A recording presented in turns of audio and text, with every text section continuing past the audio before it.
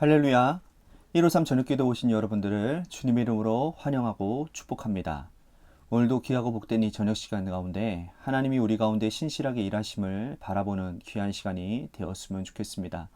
먼저 하나님의 말씀 보도록 합니다. 디모데전서 6장 3절에서 10절 말씀까지 보겠습니다.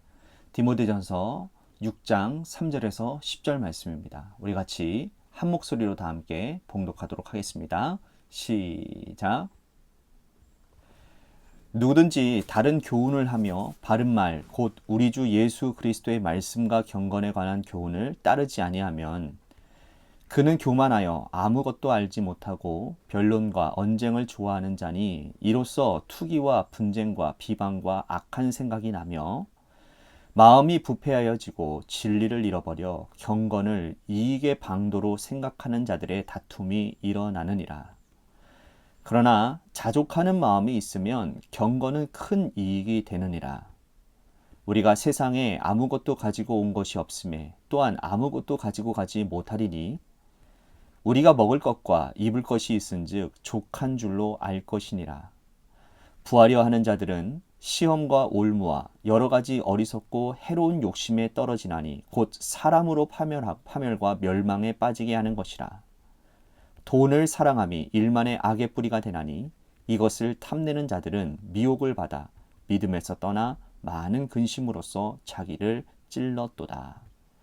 아멘. 우리는요 어떤 그 단어 뒤에 이 관자를 붙이기를 참 좋아하는 것 같습니다. 인생관, 물질관, 결혼관, 가족관, 목회관 등 이 관자를 즐겨 붙입니다. 이 관은 보다라는 뜻을 가진 단어거든요. 사실 이 관자를 붙이면 시선, 철학, 입장에 서 있다라는 그런 의미를 가지게 됩니다. 물질관을 한번 예를 들어볼게요. 물질에 대한 입장, 물질에 대한 어떤 철학을 가지고 있다라는 말이죠. 만약 이 물질관이 제대로 서 있지 않은 사람이 로또 복권에 여러분 당첨됐다고 생각해 봅시다. 그러면 그것이 그 사람에게 축복일까요? 아니면 재앙일까요? 저는 100% 확신합니다. 그 사람들에게는 재앙입니다. 물론 제대로 된 물질관을 가지고 있으면 그렇지 않은 사람들에게 갑자기 물질이 다가오게 되면 그 물질을 잘 사용하는 사람들이 될 겁니다. 하지만 이런 물질관이 바로 서 있지 못하면 물질을 어디다 써야 될지, 그리고 엉뚱한 데다가 물질을 써가며 탕진하다 보면, 여러분 그거 아시죠? 탕자의 비유 이야기 아시잖아요. 탕자처럼 인생이 완전히 망하게 되는 그러한 인생을 살아갈 수가 있다는 것이죠. 그러니까 물질에 대한 생각이 무너지면 이게 다시 정립하기가 어렵습니다. 이런 의미에서 그리스도인들이 가져야 될 그런 관점은 기독교 세계관인 것 같아요. 성경을 바탕으로 둔 이 기독교적인 세계관, 이것을 가지고 세상을 보고 또 이것을 가지고 역사를 보고 사람을 봐야 한다는 거죠. 기독교 세계관에 바탕을 두지 않고 세속적인 어떤 세계관을 가지고 세상과 역사와 또 사람을 보게 되면 하나님께서 원하시는 판단이 아닌 자기 입장에서의 그런 판단과 결정을 내리게 된다라는 것이죠. 자, 오늘 본문에서 믿음의 아들 디모데에게 목회관을 정립해주고 있습니다. 디모데전서는 디모데에게 보내는 목회 서신인데 처음부터 끝까지 이 바울이 디모데에게 사랑하는 마음을 담아서 이렇게 목회하라 라고 권면을 하고 있는 거예요. 특히 6장은 이 바울의 목회관을 디모데가 수용해 주기를 바라는 그런 간절한 마음이 담겨져 있습니다. 6절 말씀 보시면 그러나 자족하는 마음이 있으면 경건은 큰 유익이 되느니라. 자, 경건이라고 하는 것은 목회자가 생명처럼 가지고 있어야 될 중요한 가치입니다. 경건을 지키기 위해서 아주 중요한 것이 무엇이냐? 자족하는 마음이라는 거예요. 경건이 무엇입니까? 하나님 앞에서 살아가는 내 모든 삶의 태도가 경건이에요. 그죠? 말과 행동, 마음가짐, 생각하는 것까지 하나님을 향하여 방향 지어져 있는 모든 것을 경건이라고 말을 합니다. 그런데 경건에 자족하는 마음이 왜 필요할까요? 자족하는 마음은 본인이 지금 누리고 있는 것, 본인이 지금 가지고 있는 것에 대해서 만족하고 감사하는 마음이 자족한 마음이거든요.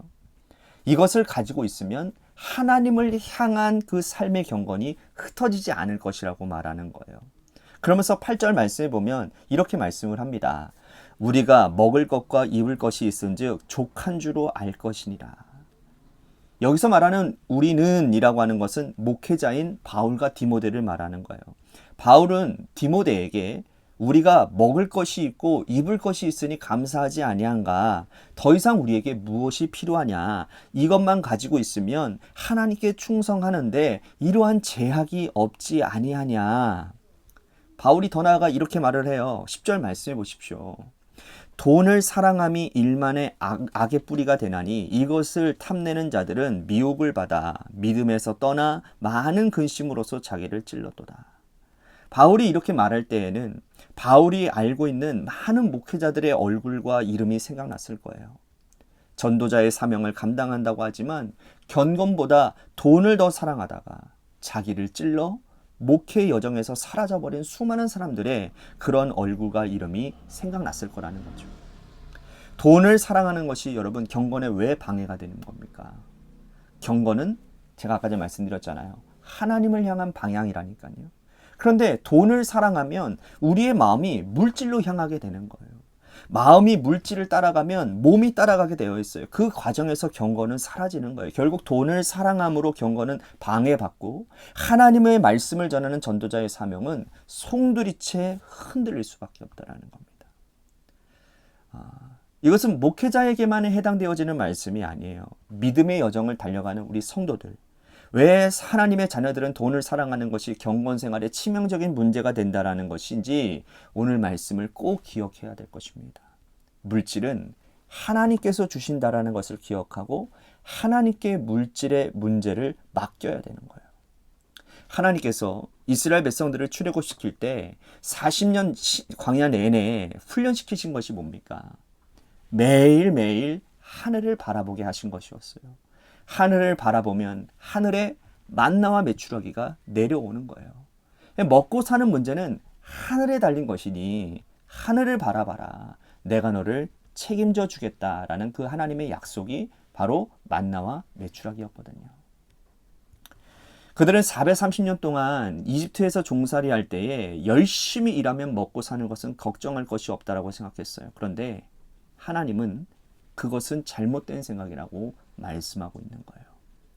먹고 사는 문제는 하나님에게 달린 것이라고 깨닫게 해주셨다는 거죠. 그러므로 우리는 돈을 사랑하지 말고 하나님을 사랑해야 합니다. 하나님을 사랑하면 하나님은 먹는 것, 입는 것, 우리가 살아갈 길에 필요한 모든 것을 채우시고 또 흔들어서 축복해 주실 거예요. 그러므로 바울은 우리는 돈이 아니라 경건을 위해서 투쟁해야 된다라고 말씀을 합니다. 자, 11절과 12절 말씀 보십시오. 오직 너 하나님의 사람아 이것들을 피하고 의와 경건과 믿음과 사랑과 인내와 온유를 따르며 믿음의 선한 싸움을 싸우라. 영생을 취하라. 이를 위하여 내가 부르심을 받았고 많은 증인 앞에서 선한 증언을 하였도다. 하나님의 사람들은 믿음의 선한 싸움을 싸워야 되는 겁니다.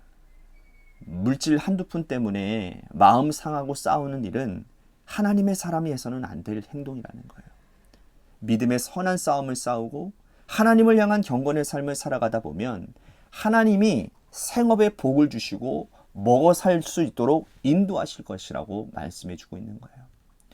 자, 그래서 우리들이 꼭 필요한 건 뭐냐면 우선순위를 먼저 하나님께 두라는 겁니다. 다시요. 우리의 우선순위를 먼저 하나님께 두라는 거예요.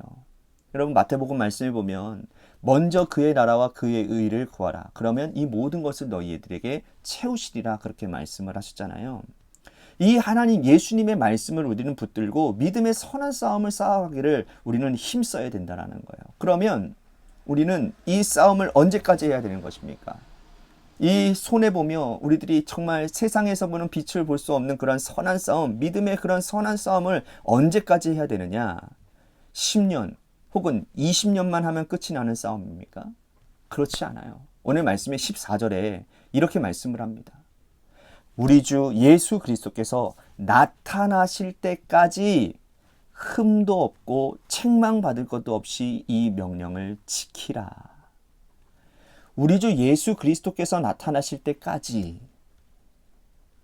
그때까지, 즉 하나님 나라 가는 그날까지 믿음의 선한 싸움을 싸우고 이 명령을 지켜야 된다는 거예요. 이것이 바울이 디모데에게 전하는 목회관이었다는 거죠. 아까 제가 말씀드렸습니다. 이 바울의 목회관은 목회자라는 디모데의 목회자만 해당되어지는 것이 아니라 물질 세계를 살아가는 우리 모두에게 주시는 하나님의 음성이라는 거예요.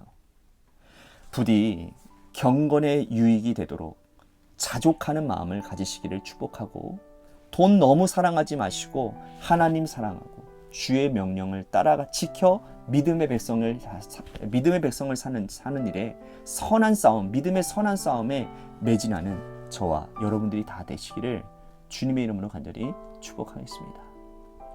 오늘 말씀 생각하면서 우리 같이 기도했으면 좋겠습니다. 하나님의 자녀다운 물질관을 가지겠습니다. 또한 경건에 유익하도록 하나님을 사랑하고 주의 명령을 지키며 살아가겠습니다.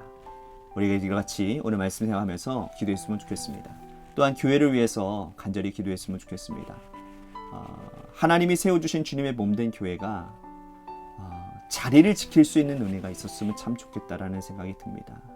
요즘 주변에 들려지는 그러한 목회자들의 그러한 안타까운 일들, 또 교회 안에서 그러한 일들, 어떻게 보면 본인들의 자리를 망각하고 사명을 감당했기 때문이 아닌가라는 생각을 해봅니다. 그래서 오늘 좀 기도했으면 좋겠습니다. 담임 목사인 저를 위해서 기도해 주십시오. 목사의 자리를 잘 지킬 수 있도록 오직 하나님께 충성하며, 또 성도들의 상황을 잘 파악하고 성도들을 사랑할 수 있는, 성도들을 잘 목양할 수 있는 그러한 목자가 되게 달라고 저를 위해서 기도해 주셨으면 좋겠습니다. 또한 육신의 질병으로 고통당하시는 분들이 있습니다. 우리 그분들을 위해서 기도해 주시고, 마지막으로 여러분들의 삶의 자리와 여러분들의 자녀들을 위해서 기도하시다가 시간 돌아가시기를 바랍니다. 노래 끝날 때까지 우리 같이 합심하여 기도하도록 하겠습니다. 기도하시겠습니다.